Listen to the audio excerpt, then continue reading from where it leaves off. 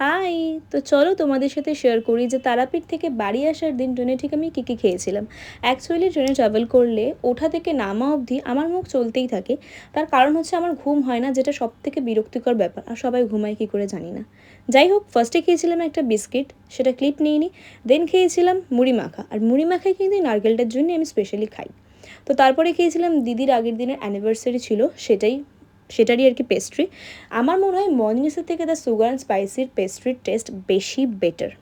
তো যাই হোক, তারপরে খেয়েছিলাম শশা মাখা। দেন খেয়েছিলাম ছোলা মাখা, যেটা আমার একদম অপছন্দ, বাট দিদার থেকে একটু খেয়েছিলাম, আমার বেশ ভালো লেগেছিলো খেতে। বেশ ঝাল ঝাল করে মেখেছিল।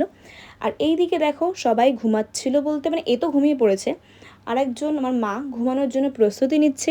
আমার দিদা অলরেডি ঘুমিয়ে পড়েছে। আর এদিকে বাবা, আমি আর আমার বোনজি তিনজনই গল্প করছিলাম। বাবা ফোন ঘাঁটছিল, মানে জেগেছিলাম আর কি।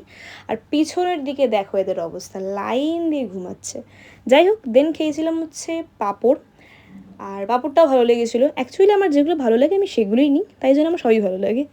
তারপরে আমি চিপসটা নিয়েই উঠেছিলাম, তো সেটা খেয়েছিলাম। আর এই চায়ের কালারটা তোমরা বুঝতে পারছো তো, যে চাটা ঠিক কতটা সুন্দর হয়েছিল। তাও আমি নাক টিপে খেয়ে নিয়েছিলাম, তার কারণ বিকেলবেলা হয়েছিল, ঘুম ঘুম পাচ্ছিলো, তাই খেয়ে নিলাম। যাই হোক, তারপরে আমরা ট্রেন থেকে নেমে মেট্রো স্টেশনে গিয়ে খেয়েছিলাম ক্রিমি চিকেন রোল। তো ব্যাস, ট্রাভেল করাও শেষ, খাওয়া দাওয়াও শেষ। বাই।